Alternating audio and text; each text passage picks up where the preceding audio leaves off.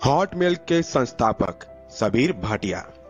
Sabir Bhatia silicon valley में Apple computers में काम कर रहे थे। उनके मन में एक ऐसी ईमेल सर्विस शुरू करने का विचार आया जिसमें कोई भी ग्राहक किसी भी कंप्यूटर से अपना ईमेल खोल सके। उन्होंने अपने मित्र जैक स्मिथ के साथ मिलकर हॉटमेल नामक ईमेल सेवा शुरू की।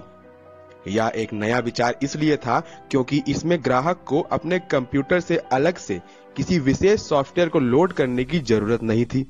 ग्राहक वेब ब्राउजर वाले किसी भी कंप्यूटर में अपना ईमेल अकाउंट खोल सकते थे।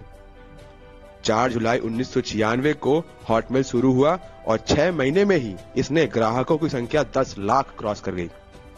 2 साल में इसके 1 करोड़ ग्राहक हो चुके थे।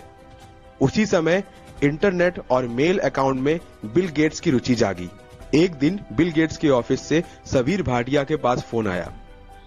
Bill Gates world wide web पर माइक्रोसॉफ्ट का परचम लहराना चाहते थे। वे हॉटमेल को खरीदना चाहते थे ताकि इसके 1 करोड़ ग्राहक माइक्रोसॉफ्ट से जुड़ सकें। यह सबीर भाटिया के लिए बहुत सुखद आश्चर्य था। वे जानते थे कि हालांकि हॉटमेल के पास 1 करोड़ ग्राहक थे, लेकिन मुफ्त सेवा होने के कारण इसकी आमदनी कम थी और खर्च ज्यादा थे। हॉटमेल की शुरुआती पूंजी के $3 लाख डूब चुके थे। इसके बाद लगाए गए $10 लाख भी खत्म हो गए थे और ग्राहकों की संख्या बढ़ने के साथ साथ हॉटमेल का नुकसान भी बढ़ रहा था। गेट्स ने भाटिया के सामने $16 करोड़ का प्रस्ताव रखा, यानी हर ग्राहक पर $16। भाटिया इतने कम में सौदा नहीं करना चाहते थे, इसलिए वे मीटिंग से उठकर चले गए।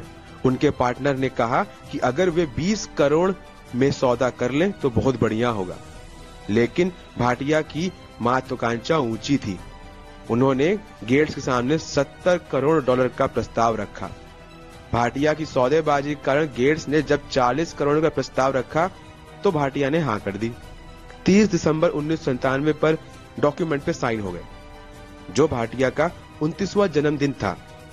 सबीर भाटिया ने हॉटमेल के रूप में इंटरनेट पर पहली सर्वसुलभ ईमेल सेवा दी, जिसकी वजह से उनका नाम हमेशा याद रखा जाएगा। तो ये थी हॉटमेल के संस्थापक सबीर भाटिया की स्टोरी। आपको कैसी लगी? यदि अच्छी लगी हो तो हमें फीडबैक जरूर